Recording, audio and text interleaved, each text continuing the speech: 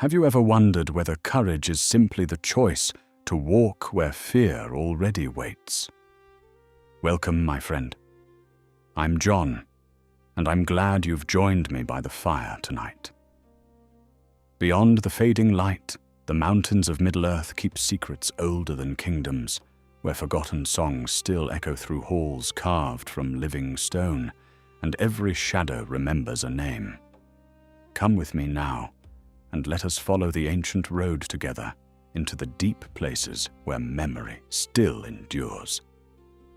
The fourth spring, after the fall of the Dark Lord, brought a season unlike any Gimli son of Glóin had known. The hammers rang day after day beneath the white mountains, yet they no longer forged spearheads for desperate wars or repaired shattered mail for weary soldiers. Instead, they shaped gates, bridges, fountains, and halls of enduring beauty. Within the glittering caves behind Helm's Deep, every echo carried not fear but labor, and every spark from the anvils promised another stone carefully set into walls that seemed almost alive beneath the light of countless lamps. Gimli often paused amid the ringing music of iron and stone, breathing the cool air scented with fresh-cut limestone, proud that his people had turned their strength once more toward creation instead of survival. The caves had become fair beyond the dreams of many who first beheld them after the Battle of the Hornburg. Veins of crystal caught the lamplight and scattered it across polished pillars until they shimmered like frozen waterfalls beneath a clear winter moon. Water flowed gently through channels carved with patient hands, its quiet murmur blending with the steady rhythm of chisels striking marble. Dwarven children laughed where once only soldiers had passed in haste, and merchants from Gondor wandered the great halls in open wonder, scarcely believing such splendor had rested hidden inside the mountain for ages beyond memory. Gimli accepted their praise with little more than a nod, for he knew every masterpiece demanded years of toil before it deserved admiration. That morning he walked the deepest galleries with several master builders who sought his judgment on a newly completed chamber. They showed him arches whose curves met with flawless precision and pillars carved into the likeness of ancient oak trees, their stone leaves spreading across the ceiling in graceful patterns.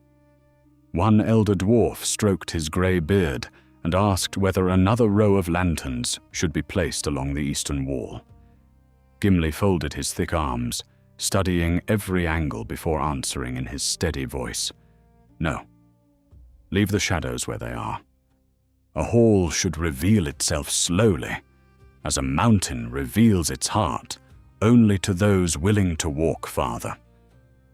The builders exchanged pleased smiles, for they recognized the wisdom born from long years beneath the earth, rather than any hunger for needless grandeur. When the inspection ended, Gimli lingered alone beside an underground pool, whose still waters reflected the ceiling in perfect silence. He remembered another underground kingdom, where silence had carried a far darker meaning. Khazad-dûm had once echoed with the songs of Durin's folk, before terror claimed its endless halls, and though King Elisar had granted the dwarves leave to reclaim those ancient mansions, much of their labor there had only begun. The memory of walking those empty roads with the Fellowship remained as sharp as the edge of his axe. He could almost hear again the distant drip of unseen water, and feel the dreadful weight that had pressed upon every step before the Balrog revealed itself in fire and shadow. His thoughts turned, as they often did, toward companions scattered across Middle-earth. Aragorn now ruled from the White City with wisdom that had silenced many old doubts among men. Legolas had planted fair woods in Ithilien, fulfilling promises he once spoke while gazing upon green lands freed from war. Though an elf and a dwarf had once seemed unlikely friends, The years had only strengthened the strange bond forged during the quest of the ring. Gimli allowed himself a faint smile as he imagined Legolas laughing at some woodland jest before reminding him, with gentle mockery, that trees needed no chisels to become beautiful. A quick rhythm of boots against stone interrupted his thoughts. One of the younger guards hurried through the gallery, breathing hard from a climb that would have wearied most men, though the sturdy dwarf remained upright despite the haste. He bowed low before speaking. "Lord Gimli, riders have arrived from the north. They bear the seal of Erebor, and ask for you alone." At once, the warmth of quiet reflection faded, replaced by the alert stillness that years of peril had taught him never to ignore. Messengers from Erebor seldom travelled such a distance without grave purpose. Gimli strode through the winding passages toward the great entrance, where daylight spilled between towering pillars carved by his own folk. Outside, the spring air carried the scent of damp grass and pine forests stretching toward the horizon, so different from the cool breath of stone behind him. 3 dwarves waited beside sturdy ponies coated with dust from many leagues of hard riding. Their cloaks bore the blue emblem of the lonely mountain, faded beneath road grime, and each face showed the strain of a journey made with little rest. The eldest among them stepped forward, removed his travel hood, and bowed deeply. His beard was braided with silver rings bearing the mark of King Dain's house, though Dain himself had long fallen before the black gate of Erebor, defending his people against the servants of Sauron. "Lord Gimli," he said, his voice rough from wind and distance, "I bring word from King Thorin Stonehelm, son of Dain Ironfoot. The message was placed into my keeping with strict command that it reach no hands but yours." As he spoke, he drew from beneath his cloak a narrow wooden case bound with iron clasps blackened by age. Even before touching it, Gimli sensed that it held something far older than any letter freshly written. The case was carried into the audience chamber, where only a handful of trusted elders gathered around a broad stone table. Thick candles burned with steady flames, filling the room with the scent of warm beeswax instead of smoke. Gimli examined every clasp before opening the box, noticing faint runes cut so deeply that generations of handling had failed to wear them smooth. Inside rested a sealed parchment, together with a flat fragment of polished stone scarcely larger than his hand. Strange lines had been carved across its surface, crossing one another in careful patterns unlike ordinary ornament. Gimli broke the royal seal and unfolded the letter with deliberate care. Thorin Stonehelm's script was firm and orderly, yet beneath every measured sentence lay unmistakable urgency. During the clearing of an abandoned chamber beneath Erebor, workers had uncovered a hidden vault, sealed since the elder days before Smaug came to the lonely mountain. Within it lay scattered records too damaged to preserve, fragments of tools beyond the craft of living smiths, and this carved stone believed to be only one half of an ancient map fashioned in the days when Khazad-dûm stood at the height of its glory. Scholars had compared forgotten records preserved in Erebor and concluded that the markings pointed toward a lost forge established by master craftsmen descended directly from the house of Durin. Silence settled over the chamber after Gimli finished reading. The elder dwarves leaned closer, studying the carved fragment, while murmuring among themselves in low voices that rose and fell like distant thunder. One old master traced a weathered finger above the runes without daring to touch them. "If this is genuine," he whispered, "then those who built it guarded something beyond gold. Such signs were reserved for halls where knowledge itself was the treasure." Another slowly nodded, but uncertainty remained in every eye, for legends often promised more than stone could ever reveal. Gimli lifted the fragment into the candlelight.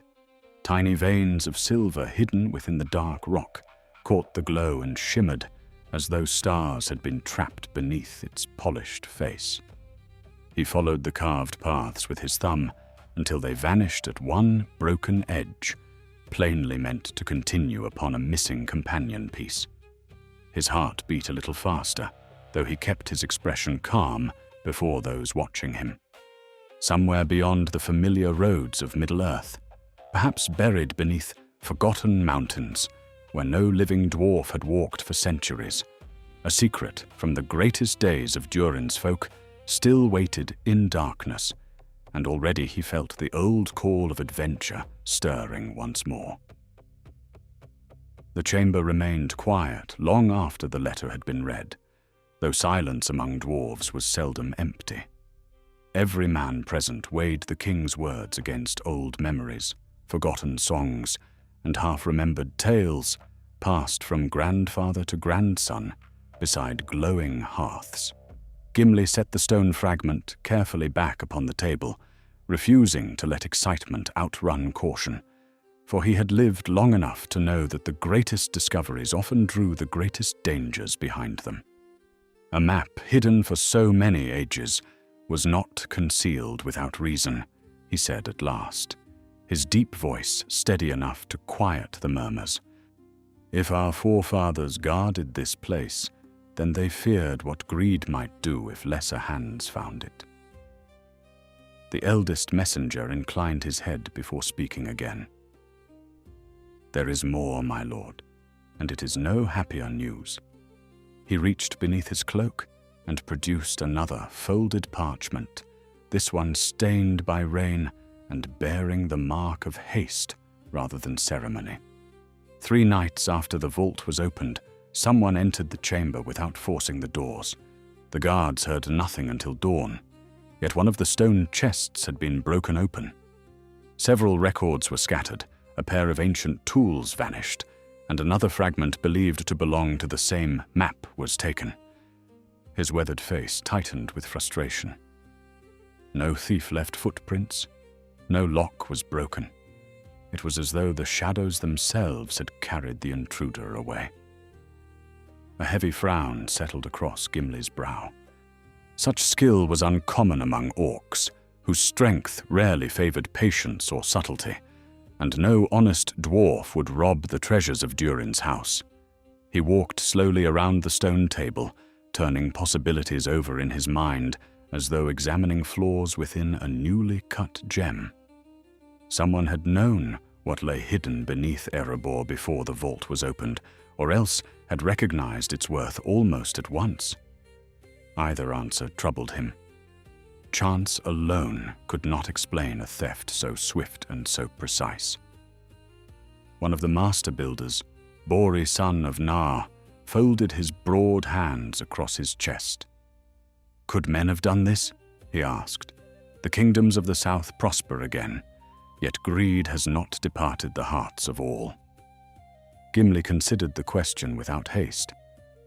Perhaps, he answered, but men unfamiliar with our halls would leave signs behind them.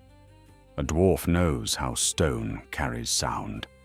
A skilled hunter knows where dust gathers untouched. Whoever entered that vault moved with knowledge, not luck. The thought sat heavily among them all, for none wished to imagine that an enemy understood the hidden ways of Durin's folk. The messenger drew a careful breath before continuing. King Thorin questioned every worker who entered the lower halls. None confessed, and none possessed what was stolen. Yet one miner remembered hearing voices in an abandoned shaft several days before the theft. He followed the sound, but found only dying torchlight and fresh boot marks leading toward an old escape passage sealed generations ago. When the guard searched beyond it, they discovered the stones had been opened from the inside. He spread his hands helplessly. Whoever came had prepared the road long before we uncovered the vault. Gimli walked toward the narrow window carved into the chamber wall. Beyond it, the afternoon sun rested upon the green fields of Rohan, peaceful beneath drifting clouds that cast broad shadows across the land. It seemed impossible that while shepherds tended their flocks and children laughed within rebuilt villages, hidden enemies already searched for forgotten powers beneath the mountains. The fall of Sauron had ended the greatest darkness of the age, yet it had not cleansed every evil desire from Middle-earth. Old hatred lingered wherever desperate hearts believed that wealth or power could restore what had been lost. His thoughts returned to Moria, where the Fellowship had crossed endless halls buried beneath silence. Many chambers there remained unexplored, even after Balin's tragic colony had fallen. And though Durin's folk had begun the slow labor of reclaiming those ancient mansions, vast regions still lay untouched since the days before the coming of Durin's Bane. If the missing map pointed toward a forgotten forge from those elder years, it might reveal roads unknown even to the wisest living dwarves. Such knowledge could rebuild kingdoms. In crueler hands, it could also uncover hidden armories, sealed vaults, or passages through the mountains that armies might one day exploit. Gimli understood at once that the matter reached far beyond the honor of his own house.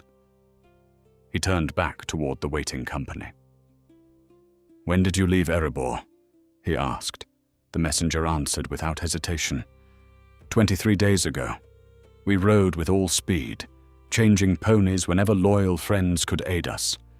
The king feared every day, lost upon the road, gave the thief another day to vanish. Gimli slowly nodded. 23 days was enough for a determined enemy to cross half the northern lands, if unopposed. Before another word could be spoken, a horn echoed faintly through the outer passages of the glittering caves. Its notes were calm rather than urgent, announcing the arrival of travelers instead of warning of danger. A young guard entered moments later and bowed respectfully. "Lord Gimli," he reported, "a captain of Gondor has come from Minas Tirith. He bears a letter from King Elisar and requests audience before returning south." Gimli exchanged a thoughtful glance with the elders. Fortune seldom brought two distant messengers to the same hall on the same day. The captain entered, wearing the black and silver of the reunited kingdom, his cloak marked by many miles of dust. Though clearly weary, he stood straight before the Lord of the Glittering Caves and presented a sealed scroll bearing the white tree and 7 stars. Gimli greeted him warmly, remembering how men of Gondor and dwarves had fought side by side before the Black Gate.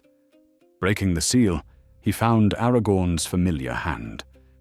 The king spoke first of friendship, of trade prospering between their realms, and of roads growing safer with every passing season. Yet the letter soon turned toward matters less comforting. Scouts patrolling the eastern foothills of the Misty Mountains had reported strange movements among scattered bands of orcs that should have long since dispersed. These creatures did not raid villages nor attack travelers as they once had. Instead, they searched abandoned watchtowers, forgotten caves, and ruined mines with unusual purpose, withdrawing whenever soldiers approached. More troubling still, several outlaw companies of men had been seen meeting them beneath cover of darkness before disappearing together into the hills. Aragorn confessed that he couldn't yet discern their aim, but he urged Gimli to remain watchful should old evil seek new strength beneath the mountains. When Gimli lowered the parchment, the room had grown still once more. The two messages, arriving from opposite ends of Middle-earth, fit together with unsettling precision. A stolen fragment of an ancient map, hidden gatherings of orcs, and secret meetings with desperate men were unlikely to be mere coincidence. Bori rested both hands upon the stone table and spoke what every dwarf already suspected. Someone else seeks this forge. Gimli answered quietly, Aye, and unless we move before they do, they may find it first. Evening settled over the glittering caves as the council continued deep into the night. Maps were unrolled across polished stone, old records carried from libraries carved into the mountain, and fading chronicles read aloud beneath steady lamplight. Most contained only scattered references to master smiths whose names had nearly vanished from memory. Yet one brittle manuscript drew every eye. It spoke of a craftsman called Farin Flamebeard, a smith of Khazad-dûm, whose works were praised even in the courts of ancient kings. The final line ended abruptly, stating only that he had departed with chosen apprentices to the silent forge beyond the roots of stone, after which no record spoke his name again. Gimli remained alone after the others finally withdrew to seek a few hours of rest. Before him lay the fragment of carved stone, its silver veins glimmering softly beneath the last candle. He placed one broad hand over its cool surface and closed his eyes, not in prayer, but in quiet resolve. Whatever waited beyond the broken edge of that ancient map had survived dragons, wars, and the passing of entire ages. Now others hunted it through the darkness, and before another sunrise touched the White Mountains, Gimli, son of Glóin, had already decided that he would ride north to meet whatever fate awaited upon the long road to Erebor. The first pale light of dawn crept across the White Mountains, while most of the glittering caves still slept beneath their vaulted ceilings. Only the forge fires remained awake, glowing like patient stars beneath the earth, as smiths finished the last work of the night before yielding their places to the mourning craftsmen. Gimli had already been awake for hours, moving through the great halls with quiet purpose. He preferred to prepare for a journey with his own hands, trusting no servant to choose the tools upon which his life might soon depend. Peace had taught him to build, but long years of wandering had never allowed him to forget how swiftly peace could be broken. His armor rested upon a broad stone bench where every piece had been polished until the steel reflected the warm firelight. Unlike the richly decorated mail worn during feasts, this harness bore little ornament beyond the simple patterns of Durin's house etched into the breastplate. Each buckle was tested twice, every leather strap replaced if the slightest weakness appeared. Gimli ran a thumb along the edge of his axe, listening to the faint whisper of sharpened steel against the whetstone before giving a satisfied nod. "You have served me well," he murmured quietly, almost as though speaking to an old companion rather than a weapon, and the familiar weight of the axe settled comfortably into his grasp. Outside the armory, trusted captains gathered in the assembly hall to hear their lord's command. They stood shoulder to shoulder beneath towering pillars carved with the histories of Durin's folk, each warrior bearing the calm expression of one accustomed to hard roads rather than empty boasts. Gimli looked upon them with pride, recognizing many faces that had fought beside him at Helm's Deep or before the Black Gate.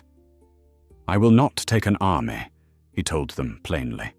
"Large companies leave large trails, and those who stole the map must not learn our purpose before we reach Erebor. The caves remain under your care until I return, whether that be in months or longer." No one questioned the order, though concern flickered across more than one weathered face. When the gathering ended, Bori, son of Nar, remained behind. He rested both hands upon the haft of his hammer before speaking in a lower voice. "You know I would ride beside you if asked." Gimli smiled faintly. "I know it well, old friend. That is why I ask something harder. Guard these halls as though I never return." Bori's brow tightened, but after a long silence, he simply nodded. Then I shall leave every lamp burning until the day you walk through these gates again." The company chosen for the journey numbered only 6 besides Gimli. Frár, a seasoned pathfinder from Erebor, had guided caravans through nearly every northern pass and possessed eyes that missed little upon road or mountainside. Disin, younger than the others but already respected for his sharp hearing beneath the earth, carried a miner's hammer instead of a battle-axe and knew how to read cracks in ancient stone better than most scholars could read books. Harl, broad-shouldered and slow to speak, had once defended the gates of Dale during the War of the Ring and had earned a reputation for standing his ground even when wounded. Alongside them rode the 3 messengers who had brought Thorin Stonehelm's letter, their long journey home now joined to a greater purpose. Before the gates of the glittering caves opened, Gimli paused beside the crystal chamber he had visited only the day before. The underground pool remained perfectly still, reflecting the glittering ceiling as though the mountain itself watched in silence. He knelt and touched the cold water with his fingertips, recalling another farewell spoken many years earlier, beside the silver waters of Lothlorien. Lady Galadriel had given him 3 strands of her golden hair, a gift few could have imagined she would bestow upon a dwarf. The memory remained precious, not because it honored him alone, but because it reminded him that even the oldest bitterness could yield to trust. Rising once more, he fastened his cloak and walked toward the daylight without another backward glance. The road north carried them first through the green plains of Rohan, where spring had painted the fields with fresh grass that rippled beneath the steady wind. Riders passed from time to time, offering respectful greetings to Gimli, whose deeds during the Great War had become known throughout the Mark. Several recognized him at once and called cheerful farewells, asking whether he traveled to Minas Tirith or beyond. Gimli answered simply that duty called him north, revealing little more. The fewer who knew of the expedition, the less likely careless words would carry farther than intended. On the 3rd evening, the company reached the borders of the reunited kingdom, where a small garrison guarded the crossing of the River Isen. The captain welcomed Gimli warmly and insisted that the travelers share the soldiers' fire before continuing. Bread baked that morning, smoked venison, and dark ale soon appeared upon the rough wooden table, and for a little while the weight of hidden dangers gave way to familiar conversation. One young soldier admitted that he had been only a child when the Battle of Helm's Deep was fought and listened with wide eyes, as older veterans quietly recalled that desperate night. Gimli spoke little of his own part in the struggle, preferring instead to praise the courage of friends who had stood beside him. As the meal drew to its close, the captain's expression grew more serious. "There is something else you should know," he said, lowering his voice so only the dwarves could hear. "A fortnight ago we found an abandoned camp in the western hills. Whoever stayed there left in great haste, yet they carried no banners and buried their fire before departing." He reached beneath the table and produced a leather pouch containing several objects recovered from the site. Among them lay a broken arrow, tipped with black iron, unlike the work of Gondor or Rohan, a length of coarse rope stained by cave dust, and a curious bronze token marked with a symbol no one present recognized. Gimli studied the token carefully, turning it over in his thick fingers, but neither side bore any rune of dwarven making. Frár leaned closer to examine it beneath the firelight. "Not orc work," he muttered after a moment. "They rarely trouble themselves with fine casting." Disin frowned as he traced the worn edges without touching the strange emblem. "Nor the work of Erebor, the Iron Hills or the Blue Mountains. I have never seen its like." The captain shrugged helplessly. "Neither have our scholars. Yet the camp lay only a few miles from abandoned mine shafts, that have stood empty since the elder days. Gimli slipped the token into his belt pouch. Then I shall keep it. Small things often speak more clearly than great ones when the proper moment comes. The following days carried them steadily northward along the Great West Road. Villages grew fewer as the land stretched wider before them, and the mountains slowly rose upon the eastern horizon like a grey wall reaching toward the clouds. At night, the dwarves camped beneath old oaks or beside swift streams, keeping their fires low and posting careful watches despite the seeming peace of the countryside. Twice, they found signs that others had recently traveled the same road. Hoofprints lingered in soft ground where no nearby village lay. And once, Fra discovered the ashes of a fire, no more than 3 days old, concealed beneath loose earth. Whoever had passed before them had taken pains not to be followed. On the 8th morning, clouds gathered thick across the sky, bringing a cold rain that turned the road to heavy mud. The company pressed onward without complaint, cloaks drawn tight against the weather, while water dripped steadily from their helmets and beards. Shortly after midday, Fra raised one hand, bringing every pony to a halt. Ahead, where the road narrowed between rocky hills, lay an overturned merchant wagon with one wheel shattered against a boulder. Several crates had burst open across the track, scattering bolts of soaked cloth and broken barrels into the rain. No voices answered when Gimli called out. He dismounted cautiously, his boots sinking into the wet earth as he approached the wreck. The horses that had once drawn the wagon were gone, their harnesses cut cleanly rather than broken in panic. There were no bodies, yet the silence felt wrong, too complete for an abandoned caravan. Kneeling beside the muddy road, Disin brushed aside the rainwater with one gloved hand and studied the ground. After only a few moments, he looked up, his face hardening. "This was no accident," he said quietly. "There are tracks enough for 20 feet here, and they did not all belong to men." At that same instant, a loose stone clattered somewhere high among the rocks above, and every dwarf reached instinctively for his weapon as unseen eyes watched them from the mist. Gimli did not look toward the sound at once. Years of battle had taught him that frightened eyes often betrayed a warrior more quickly than hurried feet. He rested one hand upon the haft of his axe while appearing to study the broken wagon, allowing the silence to stretch for several heartbeats. Rain drummed steadily upon stone and leather, washing thin streams of mud across the road. Somewhere above, another pebble shifted, followed by the faint scrape of a boot against wet rock. Whoever waited there had grown impatient.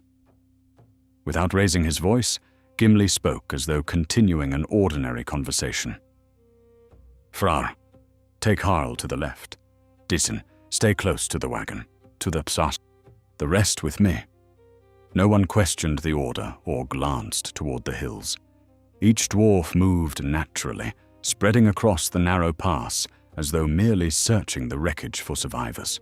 Their calm deception lasted only moments, but it proved enough. A dark shape suddenly darted between two boulders, followed by another, and a harsh cry split the damp air. The first arrow struck the overturned wagon instead of its intended target, burying itself deep in soaked timber.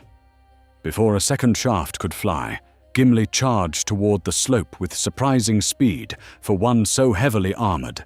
3 orcs sprang from behind the rocks, expecting frightened merchants rather than seasoned warriors. The foremost swung a jagged blade, but Gimli met the blow with the iron head of his axe, turning the weapon aside before driving the haft hard into the creature's chest. It tumbled backward through the wet brush, knocking another from its footing. All along the pass, the fight erupted at once. Fra ducked beneath a crude spear and answered with a clean stroke that sent its owner sprawling across the stones. Harl stood firm beside the road, his shield catching blow after blow, while his hammer rose and fell with relentless force. Dicyn, though younger than the others, moved with remarkable precision, striking knees and wrists rather than wasting strength on wild swings. Rain mixed with mud beneath their boots as steel rang sharply against black iron. The orcs had hoped for an easy ambush, yet within moments they found themselves facing warriors who had survived far darker battles. A shrill whistle echoed from farther up the hillside. At once the surviving orcs broke away instead of pressing the attack, scrambling toward narrow paths hidden among the rocks. "They are withdrawing!" shouted one of the messengers. Gimli frowned rather than celebrating. Orcs seldom abandoned prey so quickly unless someone commanded them. "After them," he ordered. "Not recklessly. I want to know who leads them." The dwarves climbed the slippery slope with steady determination. Broken branches and fresh footprints guided them through dripping pines until the trail reached a shallow ridge overlooking the road below. There they found signs of a hastily abandoned camp. Several blankets lay scattered beside cold ashes, carefully buried beneath loose soil, and rough sacks filled with dried meat had been left behind in obvious haste. Fra crouched beside the remains of the fire, pressing his palm against the damp earth. "Less than an hour," he judged. "They expected us sooner than we arrived." Gimli searched the camp more carefully. Orc equipment lay mixed with better-made supplies that no orc would have fashioned alone. Coiled rope, sturdy climbing spikes, and neatly repaired saddlebags spoke of hands accustomed to discipline rather than chaos. Near the edge of the clearing he found boot prints larger than those of the orcs, their soles marked with iron nails arranged in a pattern unfamiliar to him. Kneeling beside them, he noticed something else, half hidden beneath a fern. It was a torn strip of dark blue cloth embroidered with fine silver thread. The work was unmistakably human. Harl picked up one of the abandoned packs and emptied its contents onto the wet ground. Outspilled dried herbs, a whetstone, several small chisels, and a folded piece of parchment wrapped carefully in waxed leather. "This was worth leaving behind," he muttered in surprise. Gimli took the packet and unfolded it with deliberate care. Inside was not a map, but a rough sketch of several mountain peaks drawn from the western side of the Misty Mountains. Certain valleys had been marked with circles, while one winding pass bore the simple symbol of a black triangle. There were no words to explain its meaning. Dicyn studied the drawing with growing concern. "These are not random hills," he said. "See this ridge? I crossed it years ago with miners traveling toward Moria. Whoever made this knows the western approaches well." Fra nodded slowly. "Yet our road to Erebor lies farther east. Why would orcs watch passes leading toward Khazad-dûm?" Gimli folded the parchment again without answering. The question had already begun to trouble him. If the thieves hunted the lost forge, perhaps their search extended far beyond the lonely mountain. As they prepared to leave the abandoned camp, one of the messengers called from the edge of the clearing. "Lord Gimli, you should see this." Hidden beneath overhanging branches stood two graves marked only by small piles of stone. The burial mounds were shallow, made hurriedly but not carelessly. Gimli removed the loose rocks from the nearest grave until part of a weathered boot became visible. Judging from its size and workmanship, the dead man had been human rather than orc. No weapon lay beside him, only a broken necklace bearing the tiny iron charm of a pickaxe. The dwarves uncovered the second body with equal care. This man wore travel clothes of decent quality, though time and rain had already begun to spoil them. Around his belt remained a leather purse containing several silver coins minted in Dale. There was no sign that either corpse had been robbed. Fra examined the wounds before quietly shaking his head. "Sword cuts," he said. "Clean ones. Whoever buried them wished only to hide the bodies, not honor the dead." Gimli looked thoughtfully toward the trees where the fleeing orcs had vanished. Then not all among this company were orcs, and not all remained allies. The rain eased as afternoon wore on, leaving mist drifting between the hills. The company returned to the road, where the overturned wagon still blocked the narrow pass. This time they searched it thoroughly. Hidden beneath soaked cloth in a false compartment, they discovered several sealed chests untouched by the attackers. Inside rested ordinary trade goods from Gondor: glass lamps, bronze fittings, and fine wool. But beneath the lowest crate, Deason found something wrapped in coarse canvas. He lifted it carefully onto the road and peeled back the covering. A slab of dark stone emerged, scarcely larger than a shield, yet carved with unmistakable dwarven runes.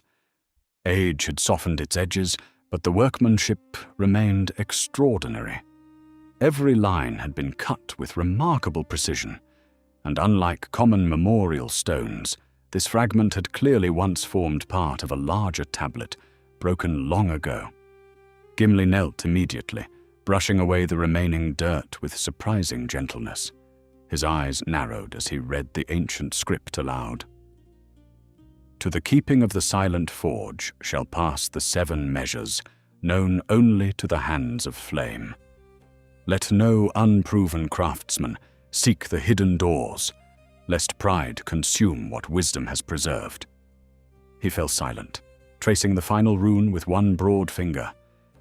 The words stirred memories buried deep within old songs he had heard as a child. They were not directions, yet they confirmed beyond doubt that the silent forge had truly existed. Fra looked from the stone to the shattered wagon. "The merchants carried this?" he asked. Gimli slowly shook his head. "No merchant would know its worth. Someone concealed it among ordinary cargo, hoping to move it unnoticed." He glanced once more toward the mist-covered hills where the attackers had escaped. Their ambush had not been simple robbery after all. They had searched this wagon for something very specific, and they had failed to find it only because the hidden compartment had escaped their notice. As evening approached, the dwarves righted the damaged wagon as best they could and gathered the recovered stone into their keeping. The missing merchants remained nowhere to be found, leaving only unanswered questions upon the lonely road. Yet one truth had become painfully clear. The hunt for the silent forge had already begun long before Gimli received Thorin Stonehelm's letter. Others possessed fragments of knowledge scattered across Middle-earth, and every discovery seemed to draw more dangerous hands into the search. Holding the ancient stone beneath his arm, Gimli looked north toward the distant mountains rising beneath the clearing sky. Somewhere beyond those peaks, the broken pieces of an old secret were slowly coming together, and with each passing day, the race to reach it first grew ever more perilous. The company left the ruined wagon before the sun had fully broken through the clouds, choosing to lose no more time upon the western road. The carved stone recovered from the hidden compartment was wrapped in thick wool and secured inside a stout leather chest carried by Harl's pony. No one spoke lightly as they rode. Each dwarf understood that they now possessed another piece of a puzzle others had already begun to assemble, and every mile toward Erebor seemed also to carry them closer to unseen rivals. The wind blew cool across the hills, carrying the scent of wet earth and pine resin, while ravens circled high overhead with slow, watchful wings. For 2 days the journey passed without disturbance, though the silence itself became difficult to trust. They crossed quiet streams where the water ran clear over smooth stones, and followed ancient roads first laid in forgotten kingdoms before the coming of the Northmen. At abandoned watchtowers, Fra often paused to study the ground, and more than once he found tracks so faint that only a dwarf's patient eye could distinguish them from the marks left by wandering deer. The prints never remained long enough to reveal numbers, yet they always pointed north. Whoever traveled ahead moved with discipline, leaving little behind except certainty that they did not ride alone. On the evening of the third day, the road bent toward the edge of Fangorn Forest. Even after the passing of many years, the trees rose with the same solemn majesty Gimli remembered from the days after the Battle of Helm's Deep. Their branches stretched wide enough to swallow the fading light, while roots thicker than castle walls twisted across the forest floor. The younger dwarves gazed uneasily into the shadowed woods, for tales of the Ents remained common in every dwarven hall, though few living craftsmen had seen one with their own eyes. Gimli slowed his pony, studying the silent forest with quiet respect rather than fear. "We camp outside the trees," Fra suggested. "There is good ground near the river." Gimli nodded in agreement. "The shepherds of the forest have earned their peace. We need not trouble them unless they choose otherwise." As the company began gathering firewood beside a broad meadow, Harl glanced toward the towering oaks and gave a thoughtful grunt. Hard to believe those branches once marched to war. Gimli smiled faintly. Harder still to believe I once counted an Ent among my allies. Yet the world has always been larger than our expectations. Their campfire burned low beneath a clear sky scattered with early stars. Supper was simple: dark bread, smoked trout, purchased from riverside fishermen, and a pot of thick stew warmed over glowing coals. The conversation drifted naturally toward old journeys, and one of the messengers asked the question that had plainly lingered in every younger mind. "Lord Gimli, when you first entered Moria with the Fellowship, did you truly believe Bolin still ruled there?" Gimli stared into the fire for several moments before answering. "I hoped," he said quietly. "Hope is often stronger than reason, and sometimes it must be. But hope alone cannot change what has already come to pass." No one spoke for a while after that. The crackle of burning wood and the distant murmur of the river filled the silence, until Disin carefully unfolded the rubbing he had taken from the newly discovered stone tablet. By the firelight, the ancient runes appeared sharper than they had upon the weathered rock itself. "The phrase 7 measures troubles me," he admitted. "I have searched my memory, yet I know no guild, family, or workshop by that name." Gimli leaned closer, tracing one copied rune with a thick finger. "Nor do I. But the words, 'hands of flame,' stir an old memory. I heard them once as a child from a singer in Erebor, though I believed them merely part of a forgotten lay." The eldest messenger looked up with sudden interest. "Do you remember the rest?" Gimli closed his eyes, searching through decades of fading recollection. After a long pause, he spoke slowly, his deep voice carrying the rhythm of ancient verse rather than ordinary speech. 7 measured blows awaken stone. 7 faithful hands preserve the fire. Gold may fade, kingdoms may fall, but craft endures where pride does not." He opened his eyes again and shook his head. "That is all I remember. My father knew the song more fully, but I never thought to ask its meaning." Fra frowned thoughtfully. "Those words sound less like a poem than an instruction hidden within one." Harl nodded in agreement. "Our forefathers often concealed knowledge in songs. Better to trust memory than parchment when enemies searched every hall." Gimli looked toward the darkness beyond the firelight. "Aye.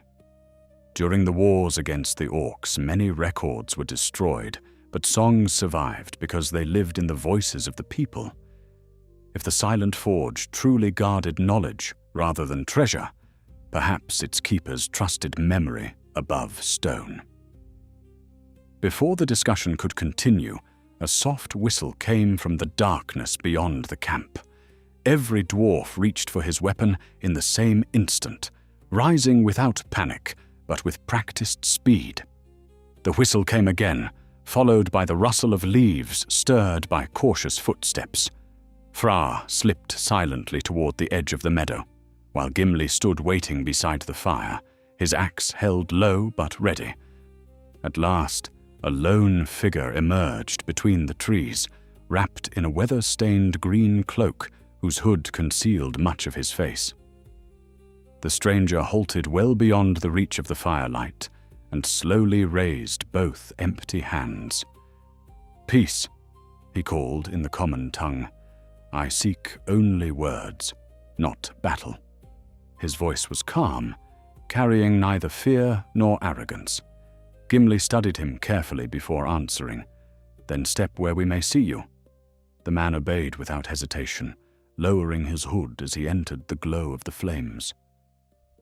He was a ranger, perhaps a little younger than Aragorn had been during the War of the Ring, though years of wandering had already weathered his features. A neatly trimmed beard shadowed his jaw, and his grey eyes missed little as they quietly measured every face around the fire. Across his back rested a long bow, well cared for despite long travel, while his sword remained sheathed. He bowed respectfully to Gimli. "My name is Halber," he said. "I ride in the service of King Elessar. 3 days ago, I found the remains of an orc camp and followed its trail north until it crossed yours." Gimli gestured toward the fire. "Sit, Halber. Tell us what you know." The ranger accepted a wooden cup of hot broth before speaking further. "The orcs are not leading this hunt. They obey someone else." He reached into his satchel and produced a folded piece of cloth stained with dried blood. Carefully opening it, he revealed a bronze token identical to the one recovered days earlier by the captain at the River Isen. "I found this beside a dead orc in the hills. The creature had been killed not by soldiers but by its own companions." Every dwarf leaned closer. Halber placed the token beside Gimli's upon a flat stone, and together they examined the matching symbols. Each bore the same strange mark, a mountain split by a narrow flame rising from its center. "Have you learned its meaning?" Gimli asked. Halber slowly shook his head. "Not yet, but I questioned traders in 3 villages, and one old shepherd recognized the sign. He claimed it belonged to a secret company of treasure hunters, active many years before the War of the Ring. They sold their swords to anyone who promised forgotten riches beneath the mountains." "The company had a name?" Fra asked. The ranger nodded once. "The Ashen Hand." The words settled heavily around the fire. No one had heard the name before, yet it carried an unpleasant weight that needed no explanation. Halber continued in a quieter voice. "The shepherd believed they were destroyed long ago, after several expeditions vanished in the northern ranges. Yet someone has gathered them again. They recruit desperate men, bargain with wandering orc bands, and search ancient ruins with remarkable patience. They do not seek kingdoms. They seek whatever lies hidden beneath them." The fire burned lower as the night deepened, throwing long shadows across the waiting faces. Gimli picked up one of the bronze tokens and turned it slowly between his fingers, watching the strange emblem catch the light. At last he looked toward Halber and asked the question that had already begun to trouble every heart around the fire. "If the Ashen Hand has returned after all these years, who now commands them?" The ranger's expression darkened. "That," he answered quietly, "is the one trail I have not yet been able to follow, and it is the answer we must find before they reach the Silent Forge." Morning mist lay thick across the meadows beside Fangorn, covering the grass with silver droplets that gleamed in the first light of dawn. The camp stirred quietly as the dwarves packed their blankets, tightened saddle straps, and stamped out the last glowing embers of the fire. Halber had already been awake for some time, kneeling near the edge of the meadow, where the soft earth preserved the faint impressions left by passing feet during the night. When Gimli approached, the ranger did not look up immediately. Instead, he brushed aside a layer of damp leaves with 2 careful fingers before speaking. "Someone watched our camp while we slept." The words drew every eye toward him. Fra crouched beside the ranger and studied the ground, though for several moments he saw nothing beyond scattered leaves and patches of flattened grass. Then Halbar pointed toward a narrow print, barely visible where the morning dew had been disturbed. "One man," he said, light on his feet, careful with every step. He came from the forest, circled the camp without crossing the open ground, and departed before dawn. Fra slowly nodded as the trail revealed itself to his practiced eye. "No orc leaves tracks like these," he muttered. "This one wished only to observe." Gimli straightened, his face unreadable. Whoever had approached possessed unusual discipline. A careless spy might have drawn closer, stolen supplies, or attempted to overhear every conversation. This watcher had done none of those things. He had simply confirmed their presence before slipping away unseen. That troubled Gimli more than any clumsy ambush. "Then our enemies know we are upon the road," he said. "From this point onward, we must assume they expect us." The company broke camp without delay and resumed its journey northward. Halber rode with them now, though he preferred the edges of the road, often disappearing among the trees before quietly rejoining them farther ahead. His habit of moving unseen reminded Gimli of Aragorn during the long pursuit across Rohan many years before.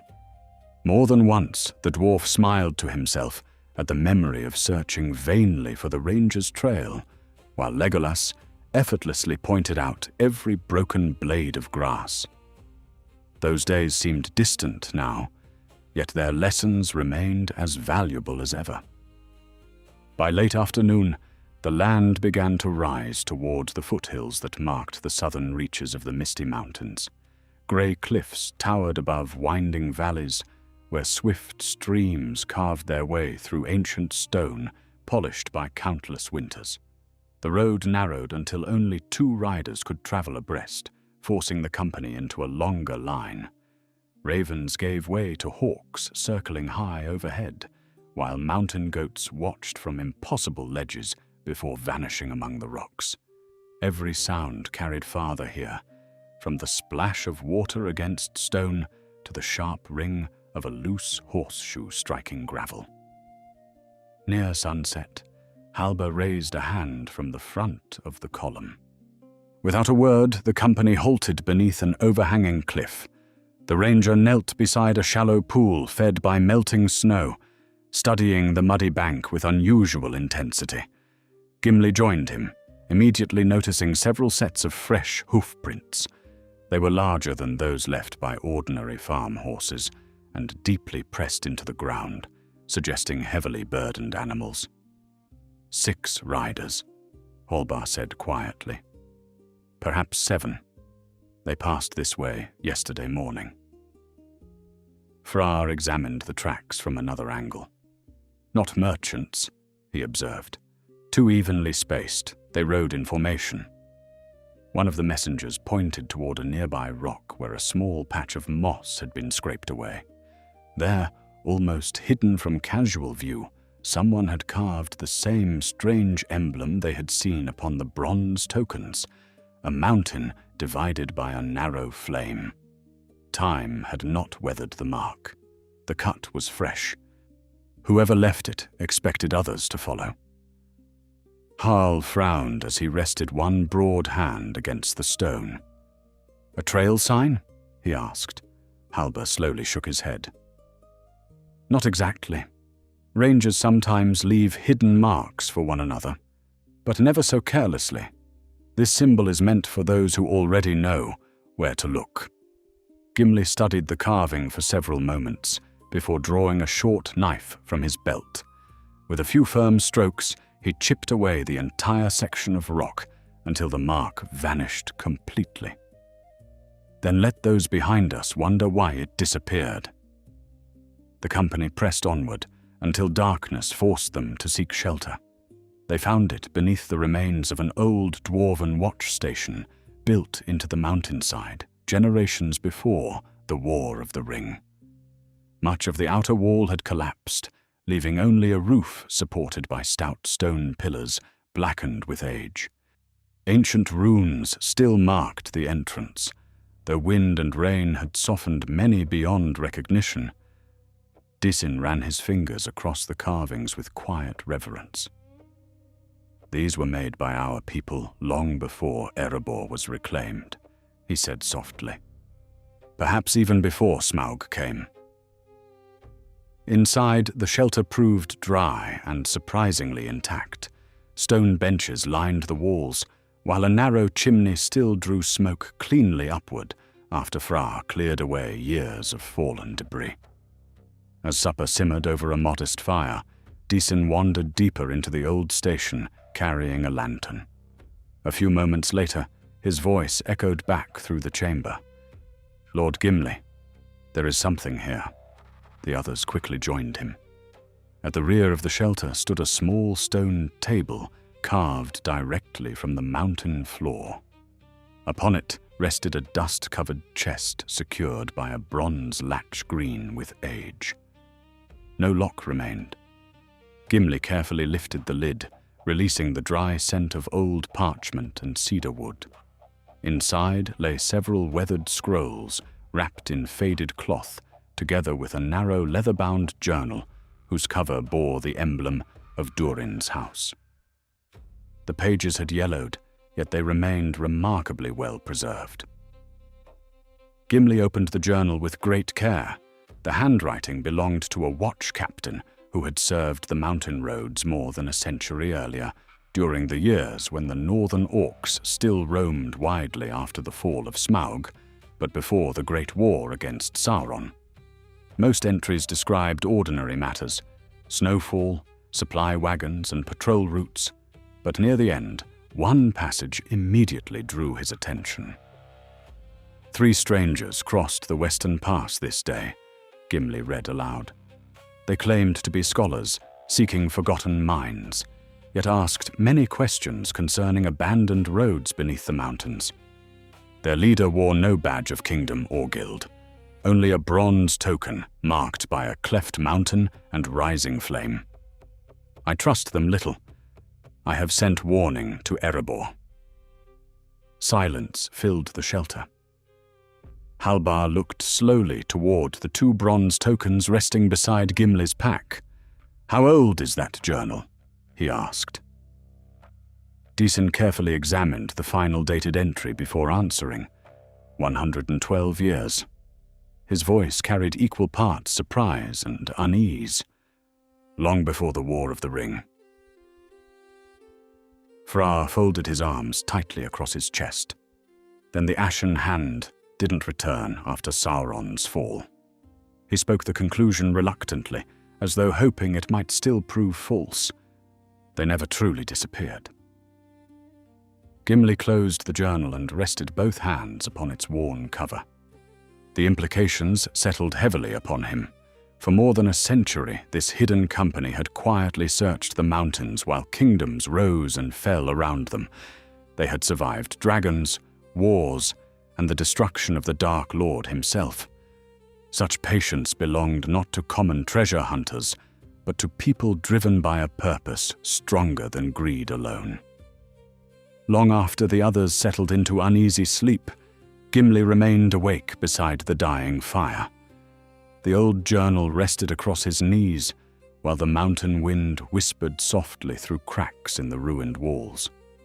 Somewhere beyond those dark peaks, the Ashen Hand continued a hunt begun, before many of his companions had even been born. They had waited generations for the trail to open again. And now, with the map broken into scattered pieces, every side raced toward the same forgotten destination. Gimli stared into the glowing embers until only red coals remained, and for the first time since leaving the glittering caves, he wondered whether his company was pursuing the hunters, or whether the hunters had quietly been leading them all along. The ruined watch station was quiet when dawn arrived, yet none among the company had slept deeply. Every creak of ancient stone and every sigh of the mountain wind had seemed like approaching footsteps during the long night. Gimli rose before the others and stood outside the shelter, watching pale sunlight creep across the eastern peaks.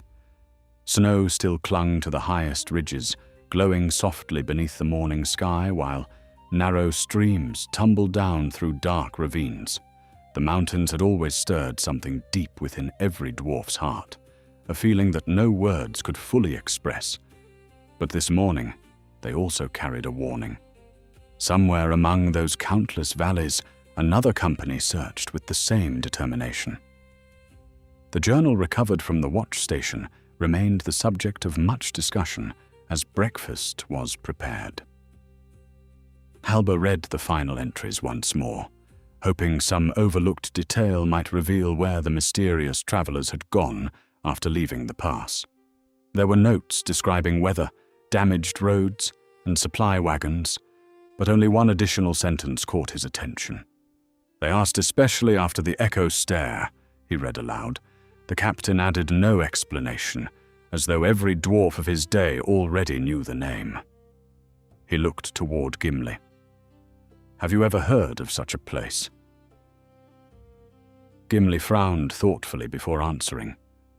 Only once, many years ago, while listening to one of the oldest stonemasons in Erebor. He spoke of hidden stairways beneath the misty mountains that carried sound farther than any ordinary passage. I believed he referred to old miners' tales meant to amuse children. Deasin shook his head. Not children. Among miners there are stories of tunnels where a whisper may travel farther than a shout because of the shape of the stone. Most are only stories, but every tale begins somewhere.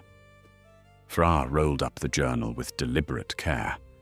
Then perhaps the Echo Stair is real, and perhaps the Ashen Hand has sought it for generations.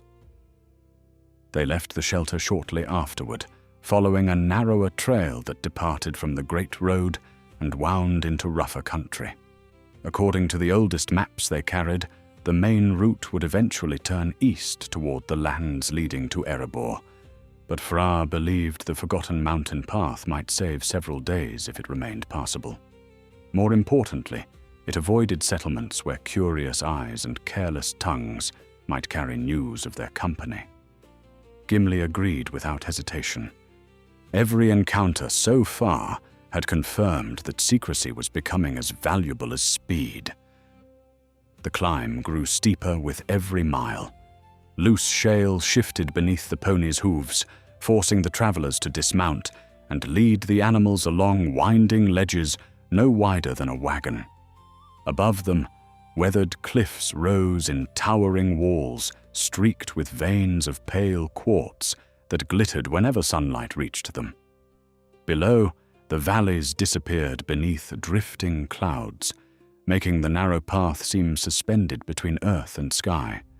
Even Harl, whose calm seldom wavered, cast an occasional glance toward the sheer drops before returning his attention firmly to the trail ahead. Near midday, Halber suddenly knelt beside a bend in the path and raised one hand. The others stopped at once. Pressed into a patch of damp soil near the cliff wall lay several footprints no more than a few hours old. They belonged to men rather than orcs, yet one detail immediately caught the ranger's eye. "See the heel," he said quietly, pointing to a distinct pattern of iron nails. Gimli recognized it at once. It matched the prints they had discovered in the abandoned camp after the failed ambush near the overturned wagon. "They are close," Fra whispered. Halber nodded. Very close. They no longer bother hiding their trail. Gimli studied the ground for another moment, before looking up toward the winding path, disappearing around the mountainside. No, he replied. They are hiding something else. The company advanced more cautiously than before, speaking only when necessary. Every bend in the trail might conceal an ambush, yet the mountains remained strangely silent. No loose stones rolled from the cliffs, no arrows flew from hidden ledges. Even the mountain birds seemed absent. The only sounds were the steady clink of harness, the scrape of boots against rock, and the distant rush of unseen waterfalls echoing through the valleys. Late in the afternoon, they reached a narrow gorge where the path crossed a stone bridge spanning a deep chasm. Time had worn the bridge smooth, though its arches remained astonishingly strong despite centuries of wind and frost. Ancient dwarven runes decorated the outer walls, their edges softened but still recognizable. Deason paused beside the first carved pillar, brushing away moss until several symbols emerged clearly enough to read. Walk in measure, he translated slowly. Stone remembers every careless foot. Harl frowned. An odd warning. It may not be a warning, Gimli answered, his eyes moving thoughtfully across the bridge. It may be an instruction. Without another word, he stepped forward, but instead of crossing directly, he watched each flagstone beneath his boots with careful attention. Many appeared identical, yet after several paces, he noticed faint marks nearly erased by time. Every seventh stone bore a tiny hammer carved into one corner, so small that only someone searching deliberately would notice it. He halted immediately. "Do not move," he called softly to the others. The company froze where they stood. Gimli knelt and examined the stone nearest his feet. Between two worn blocks, he discovered a narrow seam, far straighter than nature would have formed. Sliding the tip of his knife into the gap, he pressed gently. Nothing happened. He shifted his weight and instead stepped carefully onto the next flagstone, bearing the tiny hammer mark. A deep click echoed beneath the bridge. Several ordinary-looking stones a few paces ahead suddenly dropped away, revealing a hidden pit lined with sharpened iron spikes. Dust drifted upward from the darkness, while broken fragments of ancient stone rattled against the deadly points below. Had they continued across without noticing the pattern, the leading riders would almost certainly have plunged through the disguised opening. Fra let out a slow breath. A trap! A very old one, Deason added, as he knelt beside the exposed mechanism. And still working. Halber looked back toward the trail behind them. Whoever came before us crossed safely. They knew where to step, Gimli replied. The discovery confirmed what had been troubling him since the ruined wagon. The ashen hand possessed knowledge gathered over many years, perhaps many generations. They were not wandering blindly through forgotten ruins. Someone had studied old dwarven defenses well enough to pass them without harm. Working together, the company examined the bridge carefully. Deason eventually uncovered a complete sequence hidden among the worn stones. Every seventh flagstone carried the nearly invisible hammer mark, and stepping only upon those prevented the concealed mechanisms from triggering. One by one, the dwarves guided their ponies across the bridge without incident, though every hollow click beneath their feet reminded them how narrow the margin between safety and disaster truly was. Beyond the bridge, the trail descended into a sheltered valley where pines grew thick against the mountainside. There, beneath the shade of the trees, Halber suddenly drew his sword. Someone stood waiting in the middle of the path. He wore a dark traveling cloak, his hood lowered despite the cool mountain air. A neatly trimmed beard framed a lean, weathered face, and a long sword hung calmly at his side without being drawn. He neither reached for his weapon nor stepped aside as the company approached. Instead, he watched them with steady grey eyes that revealed neither fear nor surprise. "You have come farther than I expected," the stranger said in a measured voice. "Most turn back after the bridge." Gimli rested one hand upon his axe but did not draw it. "And who are you?" he asked. The man smiled faintly, though no warmth reached his eyes. "A friend," he replied. "Or at least I was, until you began searching for the silent forge." No one moved.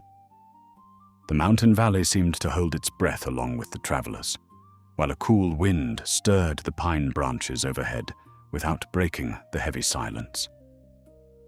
The stranger remained where he stood, his posture relaxed, though there was nothing careless in the way he balanced his weight.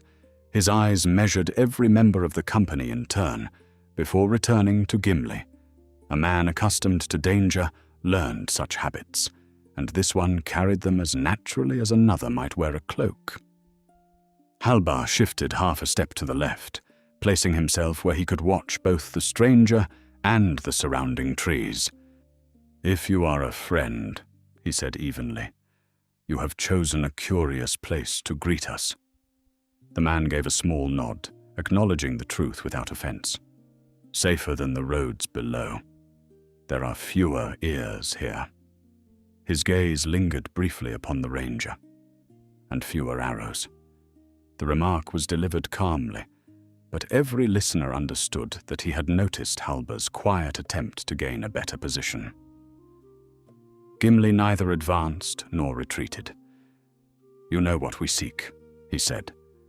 "That alone demands an explanation." The stranger folded his hands loosely before him.